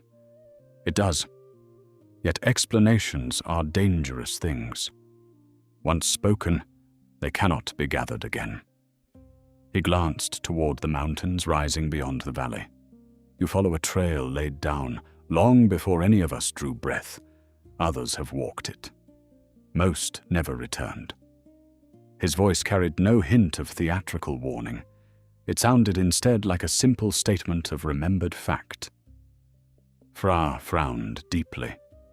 "You speak as though you have seen these places yourself," the man answered without hesitation. "I have." He slowly reached beneath his cloak, and every dwarf tightened his grip upon his weapon. Instead of drawing a blade, he produced a weathered leather pouch and tossed it gently onto the path several paces before Gimli. "Look inside." The pouch landed with a dull thud upon the gravel. Harl bent to retrieve it while keeping his shield raised. Inside lay a handful of objects, wrapped carefully in soft cloth. He unfolded the first bundle and revealed a small chisel whose polished steel still gleamed despite its age. The handle bore intricate knotwork, unlike any modern craftsmanship. Beneath it rested a measuring rod of dark metal engraved with tiny runes almost too fine to see. The final object drew an audible breath from Deason. It was a bronze badge shaped like a hammer encircled by 7 small stars. Gimli accepted the badge reverently, turning it beneath the afternoon light. The workmanship belonged to another age. "Where did you find these?" he asked quietly. "I didn't find them," the stranger replied. "They were entrusted to my family." The words settled over the company like fresh snowfall. "My grandfather carried them," the man continued. "Before him, his father. Each generation guarded them while searching for the same place you now pursue." He watched Gimli carefully before adding, "None of them succeeded." Halbar's eyes narrowed. "Your family belonged to the Ashen Hand." The stranger looked directly at him. "No." The answer came so swiftly and firmly that even Halbar paused. My family fled from the Ashen Hand. For the first time since the meeting began, uncertainty flickered across the faces of the dwarves. Gimli studied the man closely, searching for signs of deception.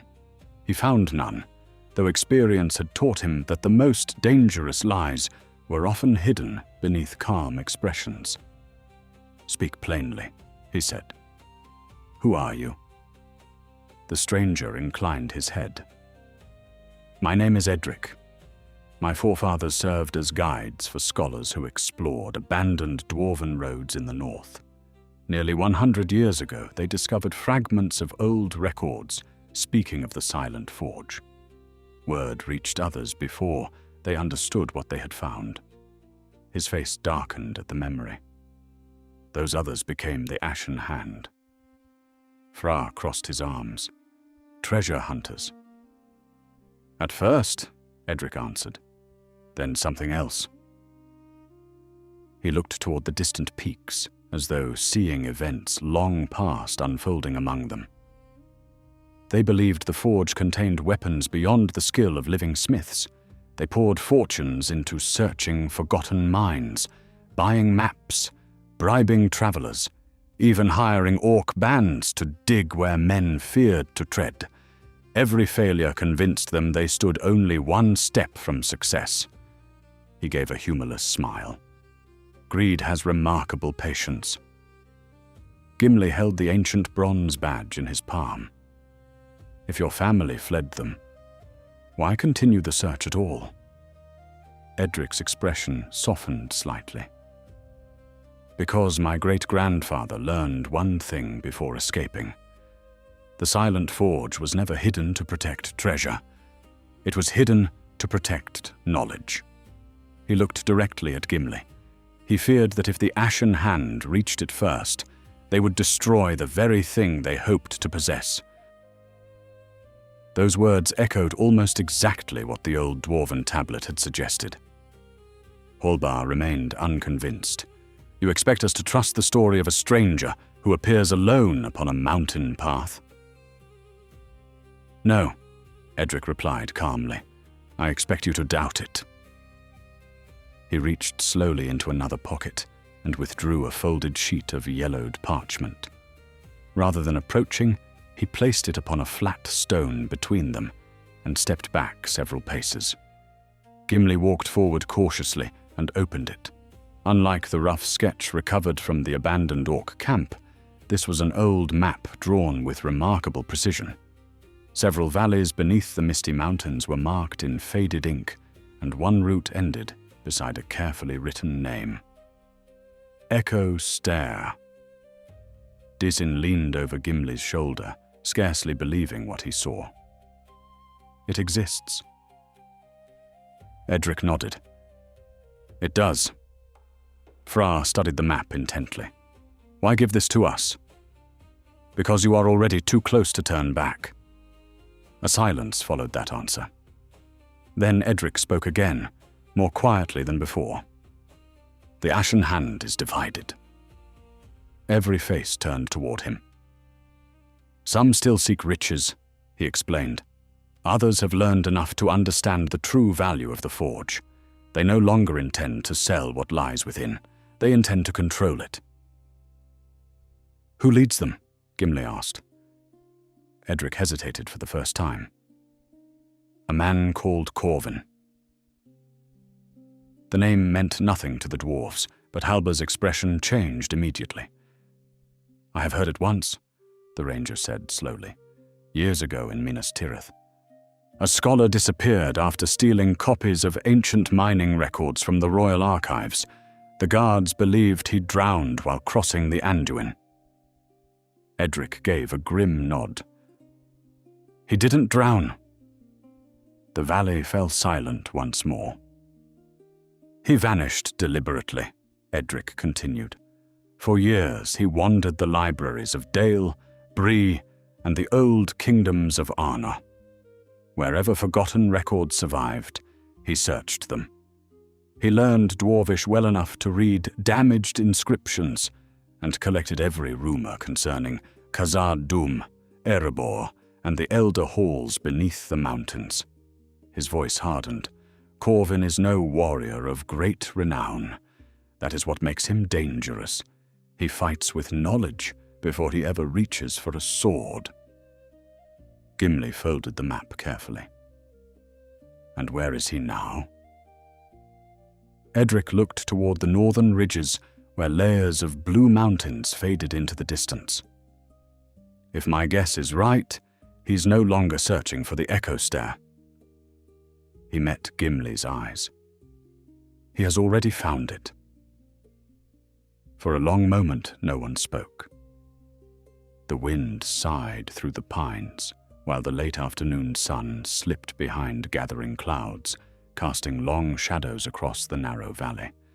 The race had changed without anyone noticing. Until now, they had believed themselves hunters pursuing a hidden enemy across the mountains. Now another possibility stood before them, with unsettling clarity. They were already behind. The realization settled over the company with greater weight than any blow struck in battle. No warrior welcomed learning that the enemy had gained precious ground unseen, yet none among them surrendered to despair. Gimli folded Edric's map with deliberate care and slipped it inside his cloak beside Thorin Stonehelm's letter. A race was not lost simply because another runner had taken the lead. It was lost only when those behind abandoned the road, and that was a thought no son of Durin would ever accept. Edric watched the dwarves quietly, reading their expressions with the practiced eye of one long accustomed to judging strangers. "You are wondering why I did not follow Corvin myself," he said, before anyone could ask. "I tried." His gaze drifted toward the northern peaks, where broken ridges disappeared into pale clouds. 2 months ago, I tracked his company as far as the western mouths of the Echo Stair. They had nearly 40 followers then, men mixed with orcs, though neither trusted the other. I shadowed them for 3 days, until they entered a passage where no lone traveler could hope to survive unnoticed. I turned back because dying there would have helped no one. Halbar studied him carefully. "How many remain with Corvin now?" Edric gave a slight shrug. "Fewer than 40. I found graves along the trail, and more than one body left where the mountains claimed it. They lose people often, yet others always seem ready to replace them." His expression darkened. "Gold draws desperate souls more swiftly than honor ever could." Fra spread both maps across a broad boulder, anchoring their corners with loose stones before the mountain breeze could steal them away. The newer sketch recovered from the orc camp, and Edric's older chart did not match perfectly, yet together they revealed something neither showed alone. Several valleys aligned where previously they had seemed unrelated, and a narrow gorge overlooked by broken cliffs appeared on both parchments. Disin leaned close, tracing the routes with one calloused finger. "These roads meet here," he said quietly. "If the Echo Stair truly begins beyond this gorge, then Corvin must pass through it before reaching the deeper tunnels." Gimli considered the maps in silence. "Unless he already has." "No," Edric answered with quiet certainty. "The upper entrance lies beyond a stone gate that cannot simply be broken open. My grandfather wrote that its keepers trusted craft rather than strength. Corvin will need time." He paused before adding, "And if the old writings speak true, he may not understand what the gate requires." Harl folded his arms. "Then we waste daylight standing here." The simple words carried the blunt wisdom for which he was known. Plans mattered, but mountains favored those who kept moving. Gimli smiled faintly beneath his beard. "Spoken like a proper road captain." He looked toward Edric. "Will you guide us to the gorge?" The man hesitated only briefly before nodding. "I will. After that, the choice of road must be yours." they left the sheltered valley together, abandoning the broader trail for a faint path that climbed steadily into harsher country. Pines gave way to twisted junipers, clinging stubbornly to cracks in the stone, and before long, even those disappeared, leaving only bare rock shaped by centuries of wind and winter. Clouds drifted low across the mountainsides, sometimes swallowing the company completely before parting again to reveal towering cliffs only a few yards away. The air grew colder with every hour, carrying the sharp scent of snow despite the season. By late afternoon, they reached a high ridge overlooking a wide basin enclosed by jagged peaks. Far below, a narrow river wound through scattered boulders before vanishing into a dark cleft beneath the mountain. Edric knelt behind a cluster of weathered stones and pointed toward the valley floor. "Look carefully," he whispered. At first, Gimli saw nothing except scattered rocks and the pale ribbon of water. Then movement caught his eye. Tiny figures crossed the basin in disciplined lines, too distant for faces to be seen, but numerous enough to leave no doubt. Pack animals followed behind them, burdened with crates and bundles. Even at that distance, the company could distinguish flashes of black armor among rough traveling cloaks. "Corvin's people," Halbar murmured. Gimli counted silently. "Nearly 30. And more within the caves, if my guess is right," Edric replied. No campfires burned in the open valley. Instead, the column disappeared one by one into the dark opening beside the river until only the empty landscape remained. The entire movement took less than a quarter of an hour, conducted with remarkable order. These were no wandering brigands stumbling through the wilderness. Someone had trained them well. Fra frowned as he studied the route below. "If we follow directly, they'll see us before sunset." Halbar nodded in agreement. "And if they guard the entrance, we will fight 30 against 8 before ever reaching the tunnels." Gimli remained silent, his eyes moving across the cliffs rather than the valley. Ancient dwarven roads rarely offered only one way forward. Builders who understood mountains also understood the value of hidden approaches.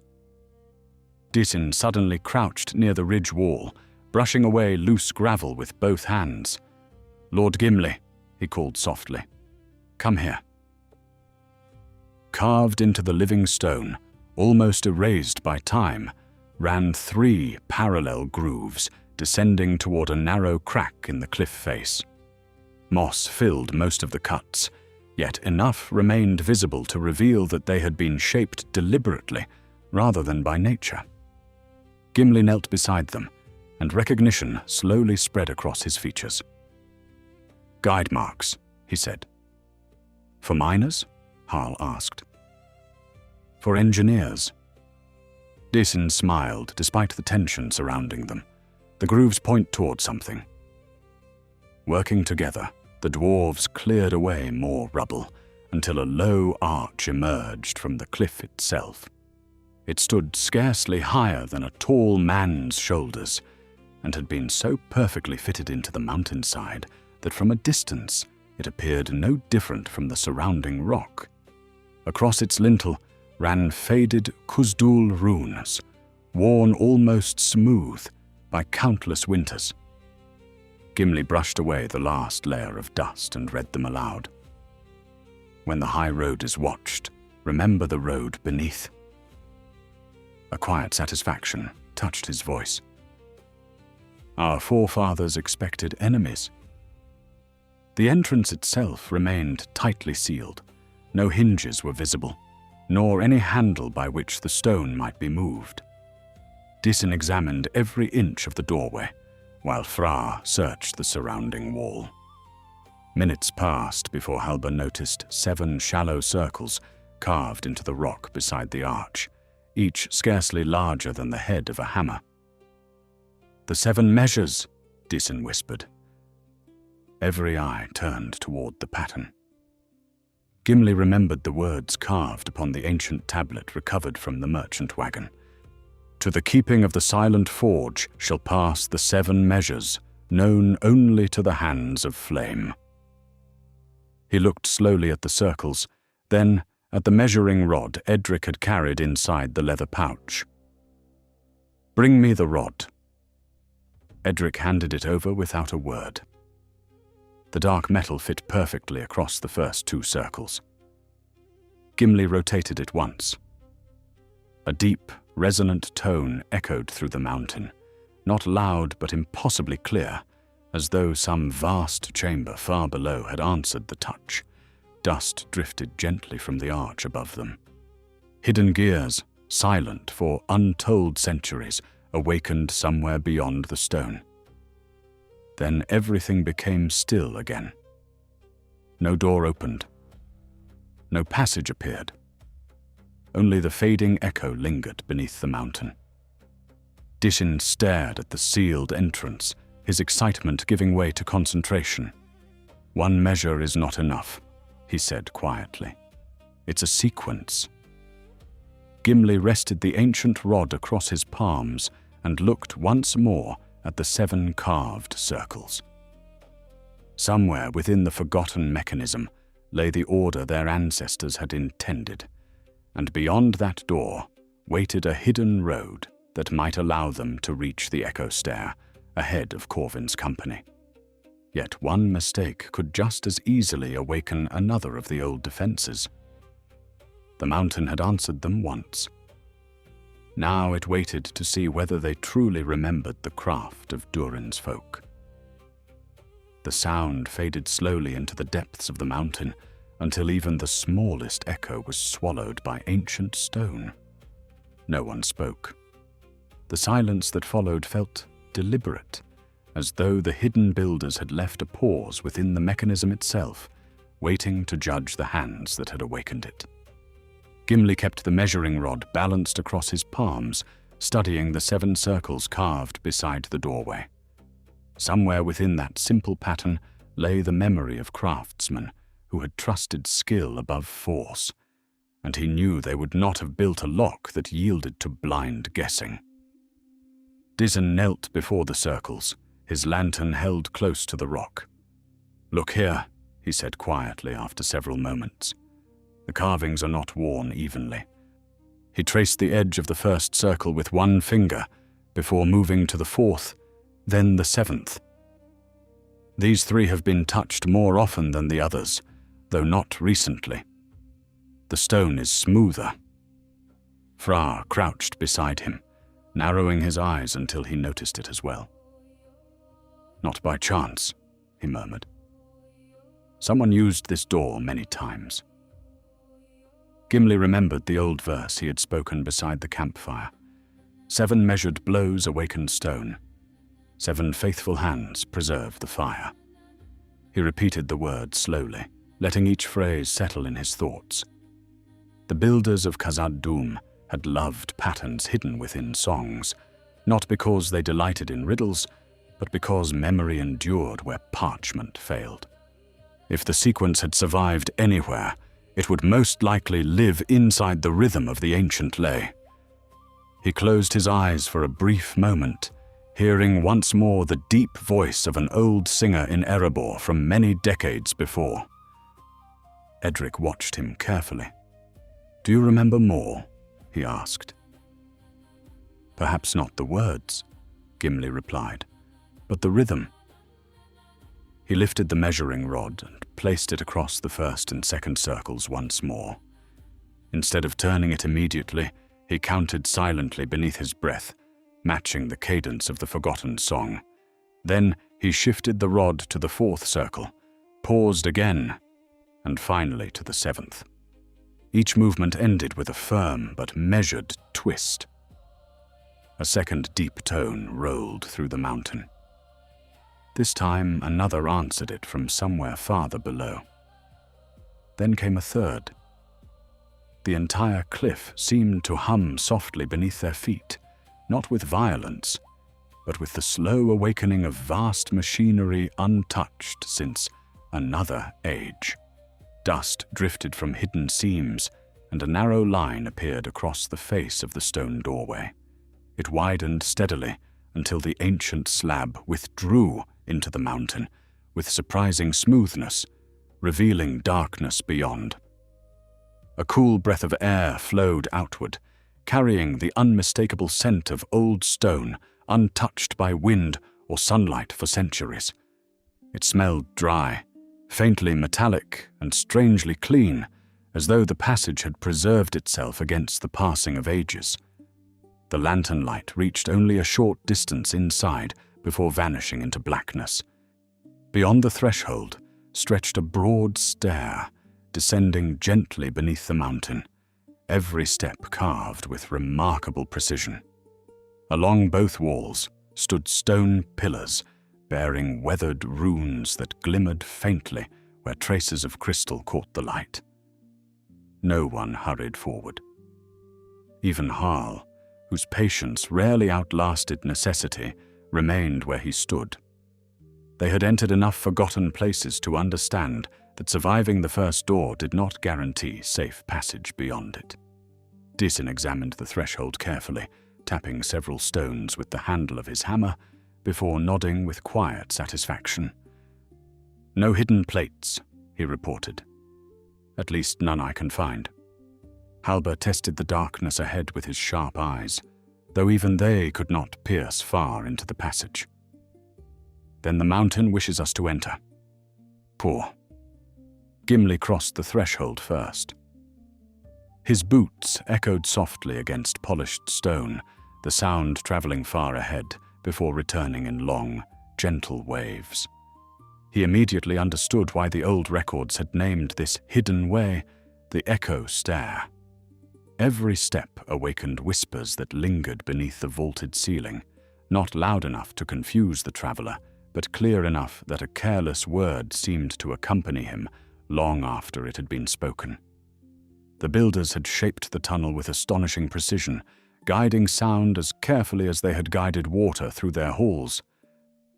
The company advanced cautiously, lanterns held high while Edric marked their progress upon his map. Unlike ordinary mined passages, the Echo Stair did not descend steeply. Instead, it followed the natural bones of the mountain, winding in broad curves around hidden chambers and solid pillars of untouched rock. Here and there, old niches had been carved into the walls where lamps once burned, though only blackened bowls remained. Time had claimed the flames, but not the craftsmanship. After nearly an hour of steady walking, they reached the first chamber. It was circular, its domed ceiling supported by 8 stout columns, carved to resemble bundled hammers whose heads met overhead. In the center stood a stone table upon which rested several small objects covered by centuries of dust. Fra brushed one gently with his sleeve, revealing a bronze compass unlike any he had seen before. Instead of pointing north, its needle turned slowly until it aligned with a carved rune etched into the base. Disin examined the mechanism with growing excitement. "This is no ordinary compass," he whispered. "It follows something within the mountain." He lifted it carefully, but the needle refused to point toward any familiar direction. Instead, it settled toward the eastern wall, where no visible passage existed. Gimli approached that section of stone. At first glance, the wall appeared perfectly solid. Then he noticed faint chisel marks surrounding one block larger than the others. He pressed against it. Nothing happened. Harl joined him, adding his considerable strength, yet the stone did not move even slightly. "It is locked," Harl muttered. "No," Gimli answered after another careful look. "Balanced." He crouched low and found a narrow groove beneath the block, almost hidden by accumulated dust. Sliding the blade of his knife into the gap, he lifted gently while Harl pushed again. This time the stone pivoted silently inward, revealing a narrow side passage descending at a sharper angle than the main stair. Edric stared into the opening. This was not marked on my grandfather's map. Gimli nodded. It was never meant to be. The hidden passage showed clear signs of long abandonment. Fine dust lay undisturbed across the floor, broken only by the fresh prints of tiny mountain mice. Cobwebs stretched between the corners untouched, and no soot blackened the ceiling. Whatever road Corvin had taken, it had not been this one. That realization gave the company a measure of hope. The forgotten builders had concealed more than one path beneath the mountains, and perhaps the Ashen Hand knew only the most obvious. They had gone no more than 200 paces along the hidden corridor when Halber suddenly raised a clenched fist. Everyone halted. From somewhere ahead came a faint metallic sound. Not the steady groan of old machinery. Not falling stone. Steel. Someone had struck metal against rock. The sound came again, distant but unmistakable, followed by the murmur of low voices carried strangely through the winding passage. Gimli extinguished 2 of the lanterns at once, leaving only a single shaded light behind the company. He listened carefully, counting the echoes as they returned through the corridor. There were not many voices, perhaps 4 or 5, and they were closer than comfort allowed. Fra leaned near enough to whisper, "They cannot be Corvin's main company." "No," Gimli breathed. His hand tightened around the haft of his axe. "They are scouts." The hidden road had not been forgotten after all. Someone else had found it first, and unless fortune favored them greatly, the next bend in the passage would bring the 2 companies face to face beneath the heart of the mountain. Gimli lowered himself into a crouch, every instinct sharpened by years spent in places where a single careless sound could decide the fate of an entire company. The echoes flowing through the hidden passage distorted distance, making the voices seem both near and far at once. He listened beyond the words, measuring the rhythm of footsteps and the scrape of boots against stone. 4 men, he judged after a long moment, and perhaps 1 orc. The heavier tread lagged behind the others, slow and uneven, as though burdened by armor or supplies. Halber slipped forward without a sound until he reached the next bend in the corridor. He glanced carefully around the corner before returning almost immediately. 5, he whispered. 4 men carrying lanterns and 1 orc behind them. They have stopped at a doorway farther ahead. His voice remained calm, yet there was urgency beneath it. They are trying to open something. Gimli motioned the others closer. "We take them quickly," he said in a low voice. "No shouting unless there is no choice. If even one escapes, Corvin will know another company walks these tunnels." Harl tightened the grip upon his hammer and gave a single silent nod. Fra drew 2 short axes from his belt, while Deason extinguished the remaining lantern until only the faint glow from the enemy's lights reached them around the curve. The dwarves moved together with remarkable discipline. They advanced along the wall where the darkness lay deepest, their boots finding the smoothest stones by long habit rather than sight. As they rounded the bend, the scene unfolded before them. The strangers stood before a circular bronze door set into the rock, its surface engraved with interlocking rings of ancient runes. 1 man knelt beside the lock, muttering impatiently, while another held a lantern close enough to study the carvings. The orc leaned against the wall, clearly bored by the careful work of its companions, occasionally glancing back down the passage. It never saw Gimli. The dwarf covered the final distance in 3 swift strides, striking the orc across the jaw with the heavy butt of his axe rather than its blade. The creature collapsed without a cry. At the same instant, Halber sprang from the shadows, knocking the lantern from a startled man's hands before driving him to the floor. Fra and Harl crashed into the remaining scouts with the irresistible force of a rock slide, while Deason caught the kneeling locksmith before he could draw the knife hidden beneath his cloak. The struggle lasted only a handful of heartbeats.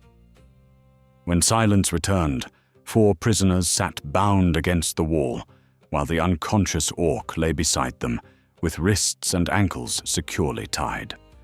None had suffered more than bruises, yet the surprise of the attack had broken their confidence. One younger man stared at the dwarves with open disbelief, as though he had expected no opposition beneath the mountain.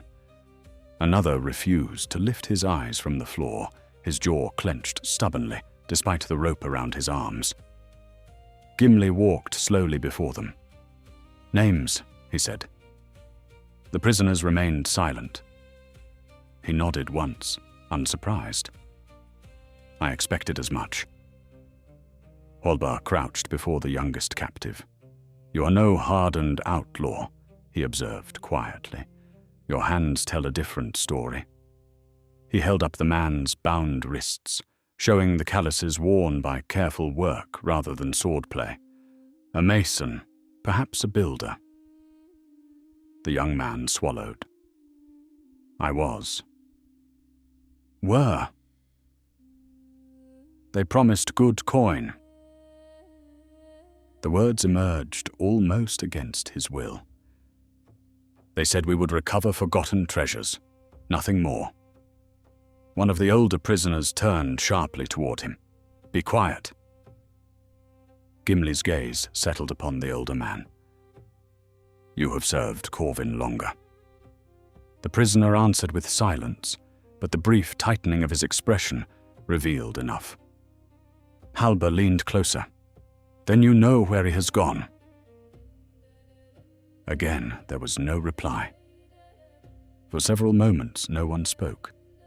Then Gimli noticed something tucked beneath the older man's belt, a small leather notebook that had escaped the hurried search during the struggle. He removed it carefully and opened the worn cover. The pages contained sketches of tunnel intersections, measurements carved beside rough drawings of stone pillars, and several copied inscriptions written in a practiced hand. Near the middle of the journal, one page bore a fresh entry. Reached first chamber. Main company continued toward Hall of Chains. Scouts ordered to open Western Archive, if possible. Delay any followers. Fra looked up sharply. They expected pursuit. They planned for it, Hallbar corrected. The older prisoner closed his eyes. You've already lost, he muttered bitterly. Gimli looked at him steadily. Have we? The man gave a weary laugh, devoid of humor. You think this is about gold? Corvin abandoned that dream weeks ago. Deason exchanged a quick glance with Edric. What did he find? Gimli asked. The prisoner's shoulders sagged slightly. He found the records. Silence filled the hidden corridor. What records? Harl demanded. The lists, the man answered quietly. The names of the master smiths, the workshops, the keys to the deeper halls. He looked directly at Gimli for the first time. He said the forge itself mattered less than the books hidden beyond it. Those words struck Gimli harder than any weapon. The old tablet, the forgotten songs, the carefully hidden roads, they had all pointed toward knowledge preserved through the centuries rather than piles of treasure. If Corvin already possessed part of those records, then every hour became more valuable than before. Edric unfolded his grandfather's map beside the prisoner's journal. Comparing the two, he quickly found the passage marked Hall of Chains. Here, he said, pointing toward a branching tunnel farther east. Less than half a day's walk if the roads remain open. Fra frowned. And the Western Archive? The prisoner looked toward the sealed bronze door. Corvin believes old maps may still be hidden there. He left us behind to force it open while he continued ahead. Deasin stepped toward the ancient door and studied the intricate lock. Unlike the entrance to the echo stair, this mechanism showed fresh scratches where chisels and metal picks had failed to move it. "They never opened it," he said quietly. "They lacked the proper key." Gimli approached the engraved rings. Instead of damage, he searched for intention. The runes circling the lock did not form warnings. They formed names. One after another he read them softly beneath his breath, each belonging to craftsmen remembered only in the oldest songs of Durin's folk. Then his eyes stopped upon a familiar word. Farin, the same master smith named in the brittle manuscript, studied back in the glittering caves. Gimli rested one broad hand upon the cool bronze. Farin Flamebeard. The rings shifted. Not by force, by touch. A deep click echoed within the door. Every prisoner stared in astonishment. The bronze rings slowly rotated of their own accord until they aligned perfectly, and with a long sigh of hidden mechanisms, the ancient archive door began to open, releasing a breath of cool, dry air that had remained sealed since the glory days of Khazad-dûm. Behind the widening doorway stood rows of stone shelves stretching into darkness, untouched by time. Upon them rested hundreds of carefully wrapped scrolls. And in the very center of the chamber, illuminated by the first rays of lantern light, stood a carved stone pedestal. Its top was empty. Only a layer of fresh dust disturbed by recent hands remained, proving that someone had stood there not long ago and had taken whatever the pedestal had guarded for countless centuries. For several long moments, no one crossed the threshold. The opened archive seemed almost sacred in its stillness, as though the passing centuries had merely been another door guarding what remained within. Lantern light spread slowly across rows of stone shelves, revealing bundles wrapped in faded linen, carefully stacked wooden cases, and clay cylinders sealed with wax that had hardened into the color of old amber. Dust rested upon everything except the pedestal in the center of the chamber.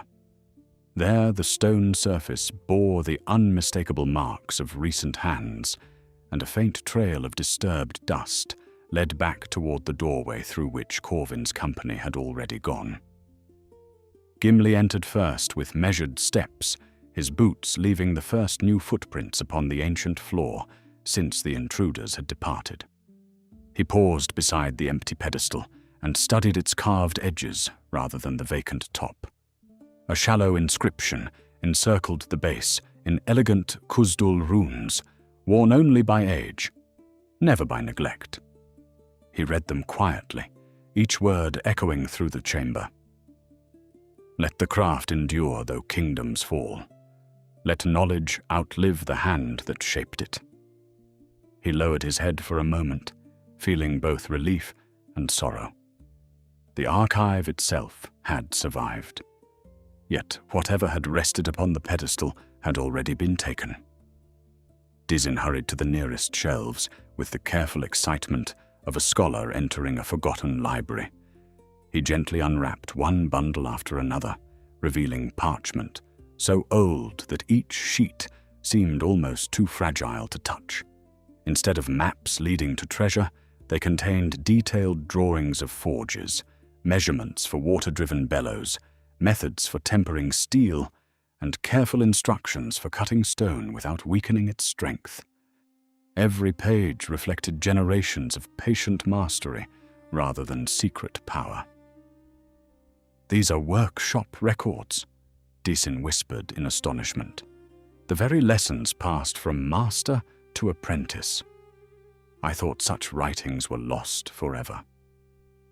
Fra had already begun searching the room for signs of Corvin's passage. Near the far wall he found fresh torch soot clinging to the stone, together with several scraps of torn parchment discarded in haste. Halber joined him and examined the fragments. One bore only a few surviving words written in Dwarvish script. "The Hall of Flame, beneath the 7th vault," he read slowly. The rest had been ripped away. Edric looked toward the empty pedestal and quietly said, "Whatever Corvin carried from here told him where to go next." The bound prisoners were brought into the archive one by one and seated beneath the watch of Harl. Their leader looked around the chamber with a mixture of disbelief and regret. "He told us there would be gold," the younger mason said softly, as his eyes wandered across the shelves. "There is no gold here." Gimli turned toward him. "No," he replied. "There is something worth far more." The young man lowered his gaze, finally understanding the difference between wealth that could be spent and knowledge that could preserve a people for ages. Gimli walked slowly through the archive, allowing his fingers to brush lightly across the edges of the stone shelves.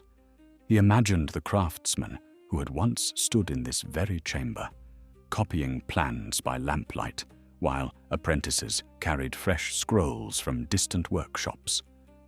None of them could have known whether their kingdoms would endure, yet they had believed their skill deserved to outlive them. They had hidden not jewels, but memory itself. In that moment, Gimli understood that the greatest inheritance of Durin's folk had never been the halls they built, but the wisdom that taught them how to build them. At the rear of the chamber, Disin suddenly called for the others. Hidden behind a row of storage cases stood another carved tablet, unlike the instructional records surrounding it. This one displayed a carefully engraved map of the deeper tunnels beneath the mountain. Most passages had been deliberately chiseled away before the archive was sealed, leaving only one complete route untouched. It led from the archive through a winding descent toward a place marked with a single rune, enclosed inside a circle of 7 stars. Beneath it, the inscription named the destination at last, the Silent Forge. Edric traced the route with quiet admiration. Our maps never showed this. Halber studied the distance thoughtfully. If Corvin took the scroll from the pedestal, he knows this road as well. Gimli nodded. Then there is no longer any reason to chase him through every tunnel. We know where he must go. For the first time since entering the mountains, they possessed knowledge equal to their enemies. The company prepared to leave, but Gimli refused to abandon the archive unprotected.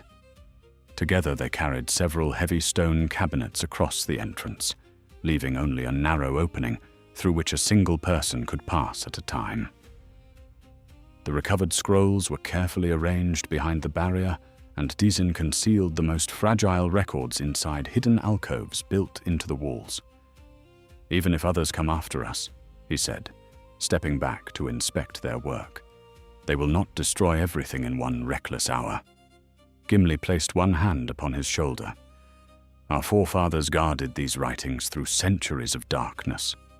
Today we begin that duty again." Before departing, Gimli approached the prisoners once more.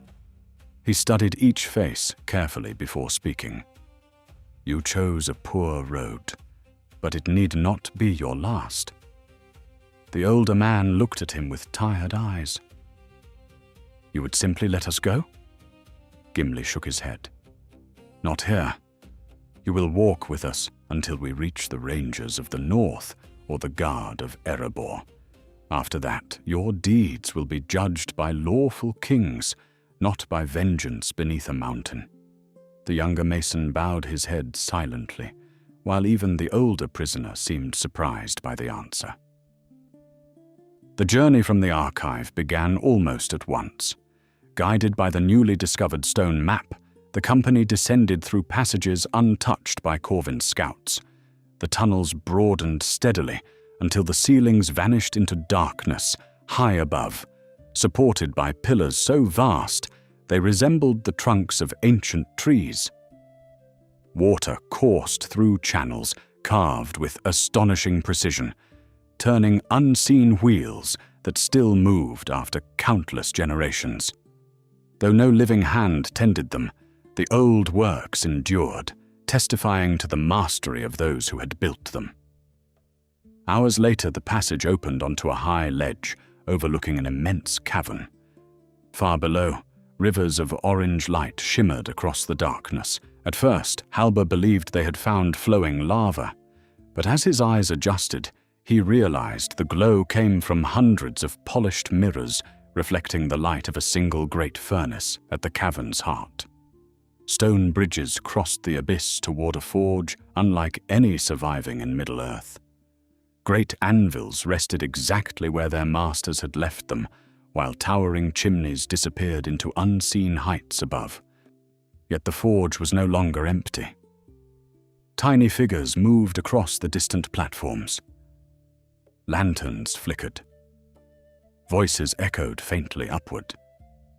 Corvin and the Ashen Hand had arrived only a short while before. Gimli remained upon the ledge, his eyes fixed not upon the men below, but upon the forge itself. It had survived dragons, orcs, the fall of kingdoms, and the passing of ages.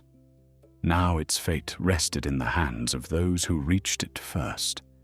He tightened his grip upon his axe before looking at his companions, who needed no speech to understand what lay ahead.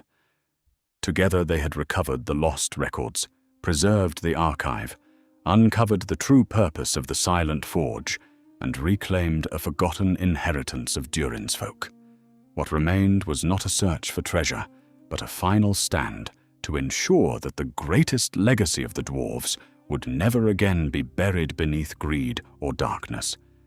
As one, they began the careful descent toward the forge, carrying with them the knowledge of their ancestors and the resolve to see that it endured into the new age of Middle-earth.